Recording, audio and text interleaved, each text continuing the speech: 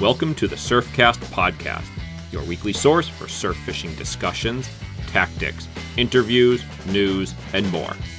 The Surfcast Podcast is hosted by Jerry Audette and Toby Lipinski, two of the most dedicated and obsessed surf fishermen that you will ever meet. The tide is up, the wind is at our back, so let's hit the surf. Finally got my new wall calendar in for the year. I started setting it up just like I always do. So the only thing I've gotten to so far, though, is putting the moons on, which is always a big accomplishment. I start looking at what the season is, what I've got laid out before me. But it's kind of funny. It sequenced into me thinking about, well, the new calendar's here. I'm looking at 24 season means 23 is officially finally done. But I haven't even cleaned all my crap from last year. Like, I literally have.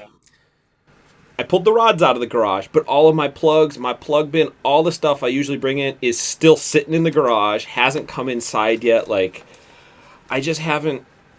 It's not that I'm like not willing to give up on the season because I know it's done. I just haven't to like do that, and I usually look forward to it. Stuff's just around right now. Like, yeah, that's interesting. Yeah, you're pretty meticulous. I mean, you're more meticulous with your gear than I am.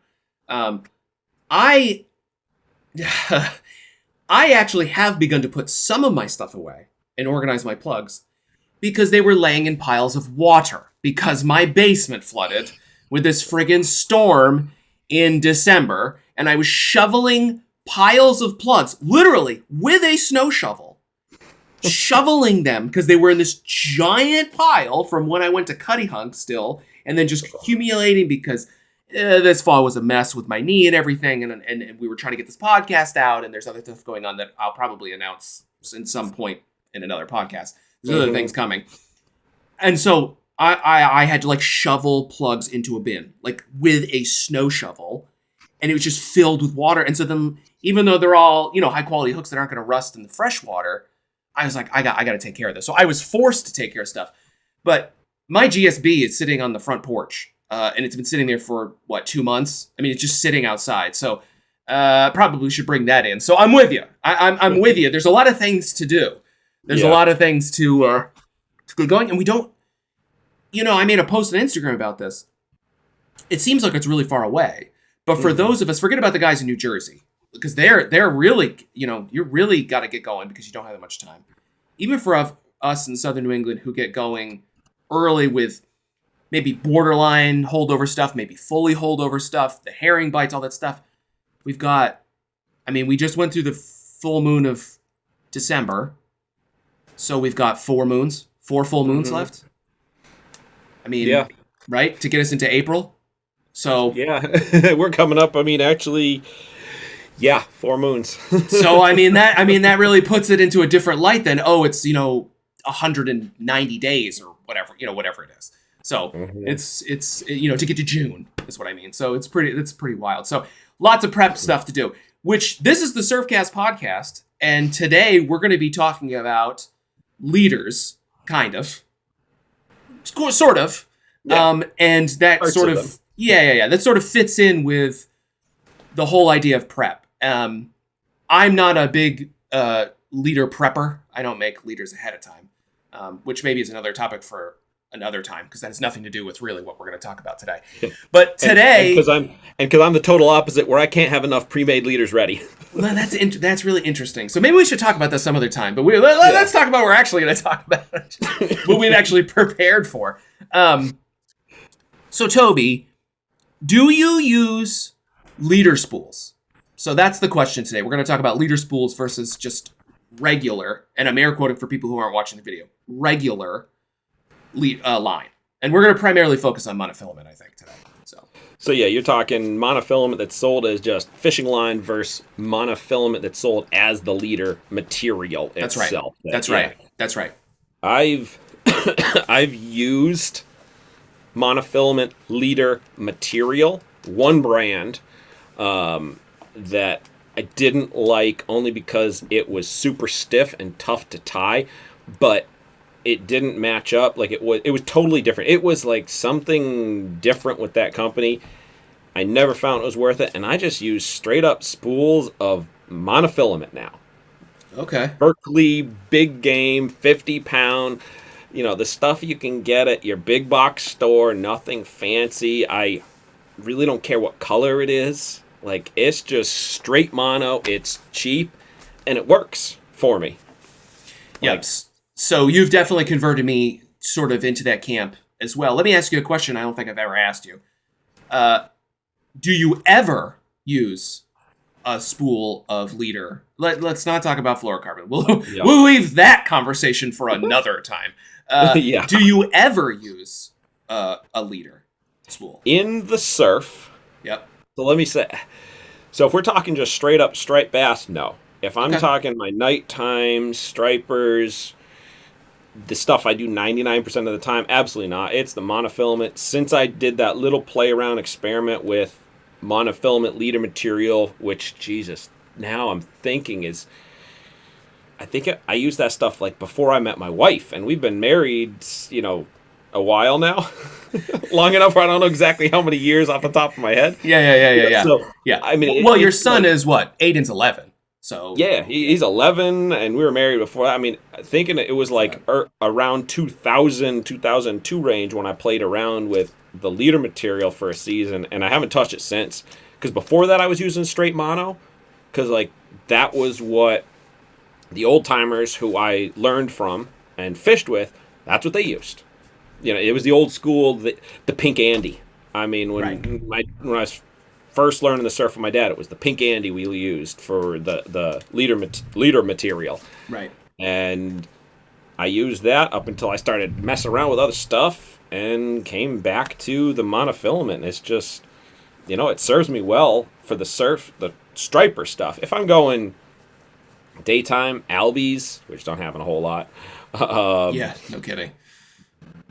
I'm trying to think. I guess if I'm going during the day and I'm throwing for fluke, I'll throw, but again, it's fluorocarbon. It's different. It's not even like mono leader material. Yeah, so it's not. I can't say I use it for anything now. So just to reiterate then, you are using the straight mono because you don't see any advantage to the leader material in terms of some of the stuff that we hear in marketing. So abrasion resistance, knot strength, any of that stuff. My impression on monofilament leader material, the benefits don't serve me any. The benefits that I perceive them to be, that I see being sold as, like you're saying, abrasion resistance. I don't like the knot strength is better, but I find it harder to tie knots when I mess around with the leader material.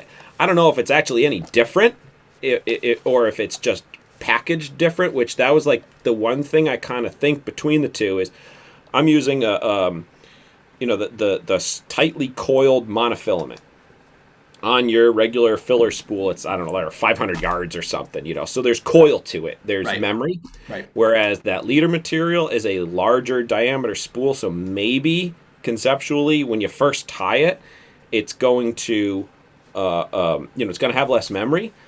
But even when I'm tying on those, like all my leaders go into little, 2x3 baggies. So I pull them up around. I put 3 fingers. I wrap it around a bunch of times. So it gets cold, and I mean, a cast or two, memory's gone from it. So yeah. And if anybody was worried about that in a leader, you also can just run it through your hand a few times to get it hot, and it'll warm right up, and then there's no problem. Yeah. So I mean, that's I do.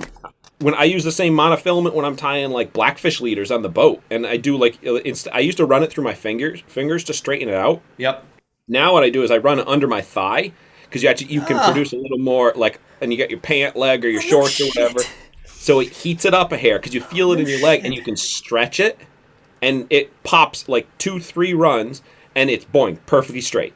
Damn, man. I've never heard you say that to me before. That's a new thing for me. I'm learning this with the audience.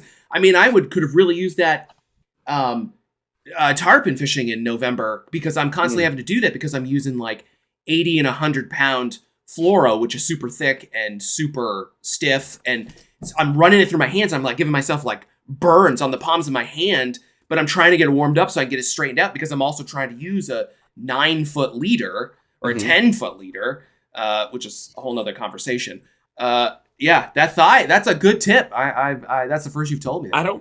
I don't know if I figured that out or heard it from. I've been doing it so long that I don't remember where it like came from, but it works. You'll Yeah. see it like you'll hold the line, and you know the 6-8 inches on either end that's in your hand after you run it through. That's coily, and the rest is nice and perfectly straight. So, Dude, that's sweet. Yeah. No that's kidding. why, like, again, another reason why I'm like, why bother with more expensive, sold as leader material, if like one even perceived potential benefit on the larger spool can get nullified in half a second of work.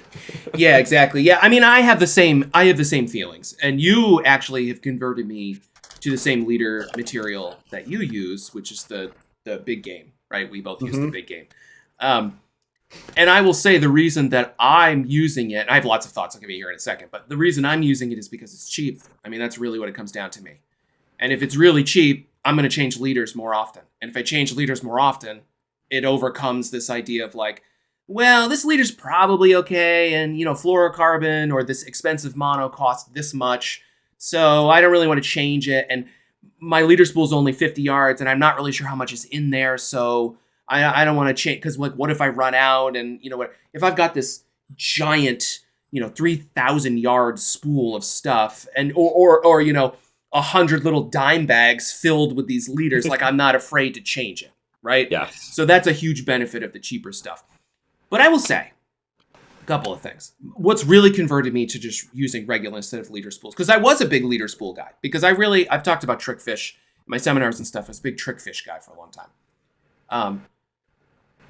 I have noticed with a couple of brands, and I won't say who they are, but one in particular, their leader spool and their regular mono, it's the same thing. It's exactly the same thing. I mean, it's exactly the same thing. It's the same pound test in the same diameter. And while I can't prove that it's not slightly different in the way they extrude it or something like that, monofilament is monofilament. So it could be, but in my hand, it feels the same. It fishes the same. It's got the same diameter and the same pound test. It's the same. And so for me, what I would suggest, and the way I make my decisions about line in general, when it comes to leader material almost exclusively, I want to buy something that's not, the Shakespeare budget spools at the bottom of the rack in Walmart. Like, I'm not going to buy that. But as long as it's like a high quality known brand of line, I really just look at the diameter. That's really how I make my decision. So the thicker the diameter, the more abrasion resistance is going to be, and the pound test is going to be increased. I don't really even care what it says, because I'll mention Trickfish again. Maybe this is free promotion for them. I don't know. But Trickfish has a 50-pound leader. If you compare that 50-pound leader to the big game, which is just a regular running line, it's not designed to be a leader, the Trickfish is way thicker. I mean, it's published thicker and on the spool, and it's way thicker in my hand. Therefore, it is a tougher, stronger leader. But that's not because it's a leader material, that's because it's thicker. It's literally just thicker. So, of course, it's stronger. So, that's sort of been my, like, aha moment. And so, I do still use leader spools occasionally. And it's because occasionally I will use 80 pound. And I don't want a 3,000 yard thing of 80 pound because I don't use it very much. So yes, it's slightly more per yard to have a leader spool of 80, but that leader spool of 80 is going to last me still years. And when it finally, I don't want it to be sitting around for a decade. Anyways, because I don't, now this is conspiracy theory, Jerry, but I don't want it to something to happen to it, like for it to degrade, even though I know unless it's sitting in the sun in the salt water for years, it's not going to degrade. You know what I mean? Mm-hmm. So that's sort of my first take on the actual straight line versus the spool, really. And even like talking the money side of it, saving, when you get into the discussion of it costs like, let's just say, I know it's less than a penny end up being per liter, but let's just say it's a penny per liter for your regular old monofilament versus 5 cents, just for argument's sake, if you were buying it as leader material. It's not a big difference, etc. But I kind of look at it as like, why would I even bother having to pay a little bit extra if there's no benefit in the end? And I'm more likely, if I've got, let's just say, 500-yard spool versus a 10-yard spool, if I'm tying them up on that mono, straight soled mono, and the leader, the knot isn't quite perfect, I clip it and redo it. Because I know I've got 10 times as much to work with. So it's like, it just becomes, it like helps me mentally too. If I've got this big spool that I can just work with, and, you know, going back to changing leaders more often and always having a freshie, it's just so much easier to like not even have an excuse in my mind not to always have it perfect. Because when you're out there in the surf, you're actually fishing.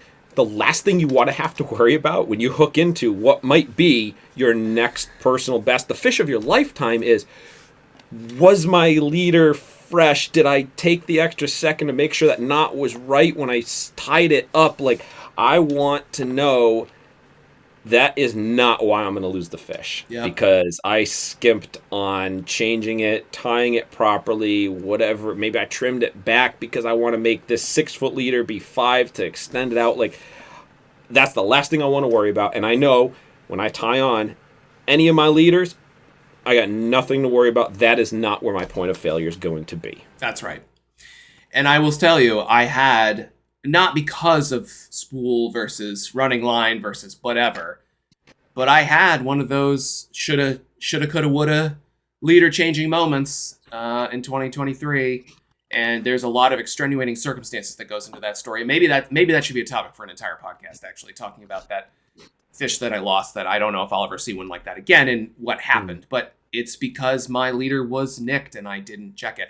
And maybe we'll have Brett come on sometime and tell his story about his leader debauchery of one night. He has the best stories about, there's this one tide where he's just into these really, really nice fish and he's breaking them off and trying to change leaders, and it's just, he doesn't, and then he loses a giant fish. It's a great story. But yeah, so I'm with you there, and I think that's one of the reasons it becomes irrelevant, the price or whatever, like you said, because if you've got this giant spool and you know it's there, or you've got a billion of them in your pocket, it's irrelevant if you need to change it or not. And I will say, and I don't know if this fits in here at all either, but this is why I'm also not a big fan, and that's to put it lightly. This is one of the reasons, and there's multiple, where I don't think carrying a spool of leader makes sense. I think you should have your leaders made up. There's like 10 other reasons, but one of the reasons is for this, because you're now like, okay, this spool I've had for a month, let's say, but like, what if, it's half down, let's say. You're like, oh, whatever. I've got 18 yards in there, or 20. But what happens if you get into the bite of your life and you're rubbing off fish, or you're breaking off fish, and you have to change leaders 12 times, and now you're having to try to make the decision of, is it worth it or not? So that's another reason I think not to. Again, it's what you just said, but in a different light. That's why I don't think it makes sense to carry the spool and instead carry the leaders. So another reason to maybe not buy the spools in the first place. Now, I will also say, though, I think that the lines that are made to be line and not lines that are made to be leader tend to also be more supple, and they tend to be a little bit more flexible. Again, I will concede that's probably because they're not quite as thick. Because I think a lot of times when you get a tough leader or something that's made to be extra tough, extra strong, extra whatever, it's probably just because it's thicker, right? So maybe that's why. But I will say it's an observation I've had almost across the board. And even playing into that, the line rating, like the pound test that's on that packaging, I'm going to say, without even having to look into it, that it's not accurate. No. 99% of the time, because there was a situation that occurred, I forget it, I think it was either late 80s or early 90s, I think it was Berkeley, had done a brand or a family of lines that were IGFA lines, that were record lines, that were actually, if you bought a spool line that said it was 12-pound test, it was 12-pound test. That's right. And what people started to find out was perhaps that 12-pound test they weren't using all along wasn't actually 12. It was 20, and that's why it was so much better than everything else. And it became this huge marketing PR nightmare that people thought their line was junk because it was underrated, but it was actually truly rated. That's right.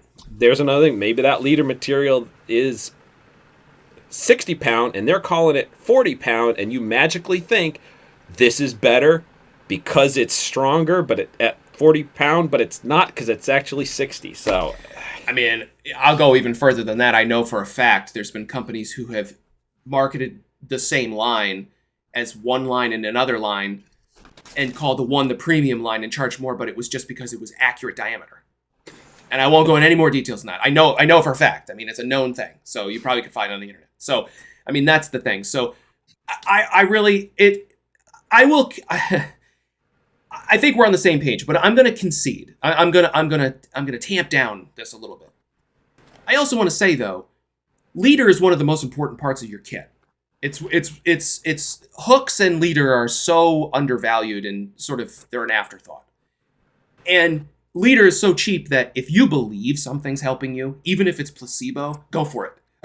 I say use whatever leader that you believe in, because if you think it's good and it's working for you, this is not $1,000 reel or a $50,000 truck. It's, $7 or $17 or $37 or $72. I was just looking at some fluoro the other day. $72 spool of line. I mean, it's not really that big of a deal.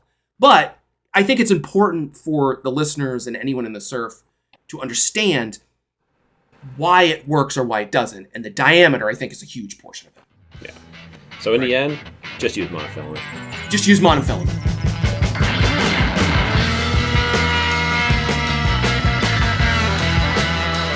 This has been a weekly edition of the Surfcast podcast. You can find out more about the podcast and find more episodes at surfcastpodcast.com. And be sure to check us out on social media at the Surfcast Podcast.